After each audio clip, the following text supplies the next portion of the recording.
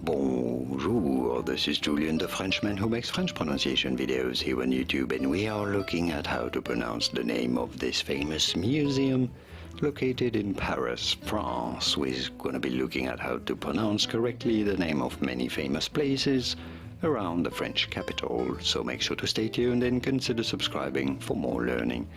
How do you say this name? For reference, in France it is said as Carnavalet. Carnavalet. The T is silent, obviously, because it's at the end of the word, Carnavalet.